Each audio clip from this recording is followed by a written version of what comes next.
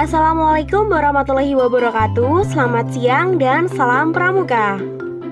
Halo adik-adik semuanya. Bagaimana kabarnya hari ini? Semoga adik-adik selalu sehat dan tetap semangat ya. Hari ini kita akan belajar tentang emosi dan cara pengendaliannya. Sudah siap? Oke, kita mulai.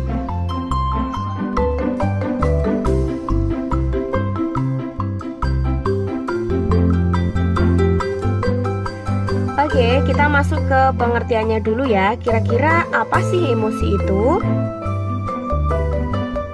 Emosi merupakan reaksi terhadap rangsangan dari luar dan dalam diri individu. Emosi berkaitan dengan perubahan fisiologis dan berbagai pikiran.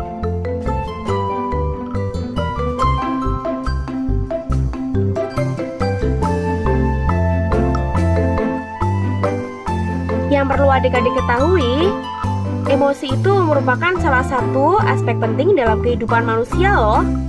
Karena emosi dapat menjadi motivator perilaku, dalam arti meningkatkan, tapi juga dapat mengganggu perilaku intensional manusia.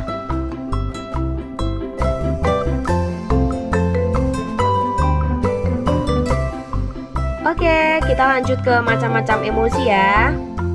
Nah, Daniel Goleman mengemukakan beberapa macam-macam emosi.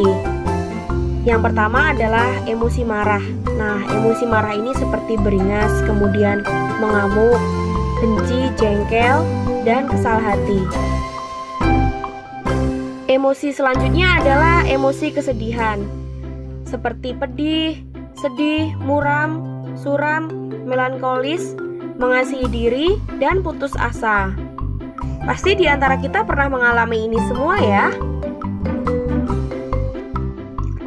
Emosi selanjutnya adalah rasa takut. Rasa takut ini sering kita alami ya. Di antaranya seperti rasa cemas, kemudian gugup, khawatir, was-was, perasaan takut sekali, waspada, tidak tenang, dan ngeri. Ayo, siapa yang pernah mengalami ini? Pasti semuanya pernah ya.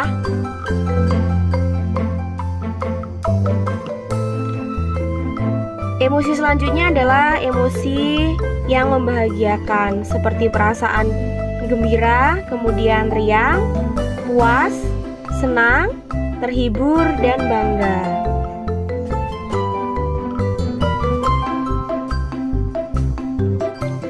Emosi selanjutnya adalah cinta.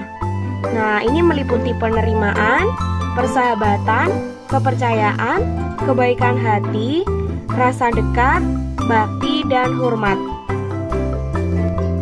Biasanya ini adalah perasaan kita terhadap sahabat, kemudian kedua orang tua, keluarga, dan sebagainya.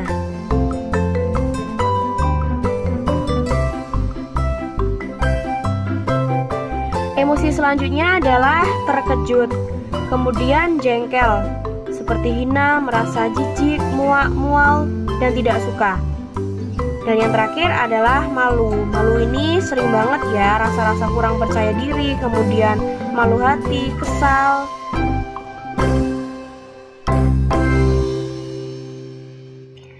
Selanjutnya kita akan belajar tentang bagaimana cara mengendalikan emosi. Perasaan-perasaan yang dialami seseorang umumnya bersumber dari pikiran. Ketika seseorang berpikiran negatif, perasaan orang tersebut cenderung menjadi negatif. Sebaliknya, ketika seseorang berpikiran positif, perasaan orang tersebut cenderung positif. Jadi, mengendalikan pikiran adalah langkah pertama untuk mengendalikan perasaan.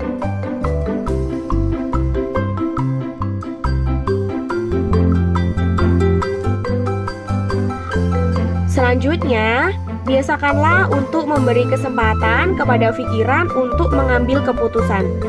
Semakin seseorang mahir menyerahkan keputusan kepada pikiran, maka semakin sehat emosinya. Itu adalah kondisi ideal di mana akal yang mengendalikan perasaan, bukan perasaan yang mengendalikan akal.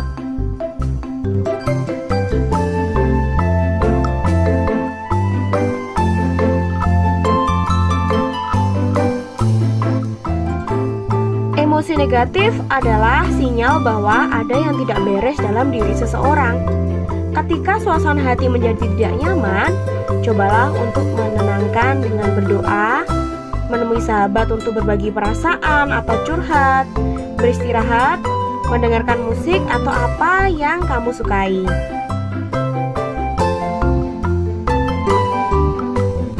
Selanjutnya, cara mengendalikan emosi yaitu pertanyakanlah dengan kritis perasaan-perasaan negatif yang kita rasakan. Misalnya, apakah masalah kita terlalu berbahaya sehingga membuat seseorang terlalu ketakutan? Atau apakah masalahnya begitu gawat sehingga seseorang harus marah besar? Itu perlu kita tanyakan kepada diri kita sendiri. Kemudian, pertanyakanlah dengan tegas keyakinan-keyakinan yang salah. Misalnya, siapa bilang kegagalan itu sebuah kebodohan? Siapa bilang masalah yang kita hadapi tidak ada jalan keluarnya? Dan siapa bilang kita tidak mampu memaafkan? Cobalah itu tanyakan pada diri kalian masing-masing ya.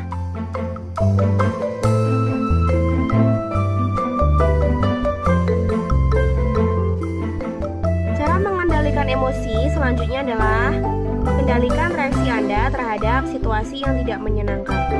Misalnya, ketika ada yang menyalip motor dengan tiba-tiba, Anda bisa memilih untuk marah atau memilih tetap tenang. Yang pertama, bisa membuat Anda jadi orang yang reaktif dan emosional. Tapi yang kedua, mengajarkan Anda menguasai diri dengan baik. Yang perlu kita ketahui bahwasanya perasaan bukanlah masalah benar atau salah. Manusiawi sekali-kali memiliki perasaan takut, marah, sedih, dan kecewa. Yang penting, kita tidak larut dalam perasaan-perasaan negatif itu dan tidak mengambil keputusan-keputusan penting di saat suasana hati sedang kacau.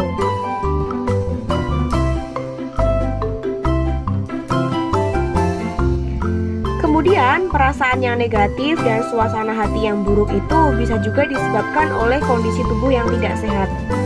Kita bisa saja merasa bete ketika stres, kemudian badan kurang fit, kemudian flu, kurang tidur, capek, dan sebagainya. Kita tidak perlu mencemaskan perasaan-perasaan yang tidak nyaman yang bersifat sementara tersebut.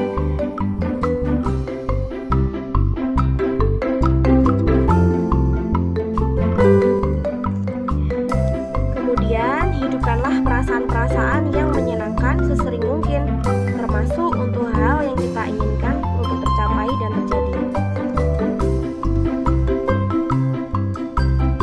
Yang terakhir, yaitu belajarlah mengucap syukur dalam segala keadaan.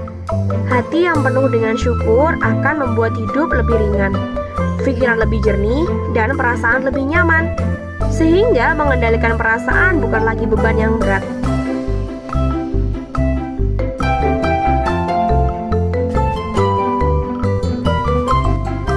Terima kasih sudah mendengarkan materi dengan baik ya. Jangan lupa like, komen, dan subscribe. Saya Kak Elvi. Wassalamualaikum warahmatullahi wabarakatuh dan salam pramuka.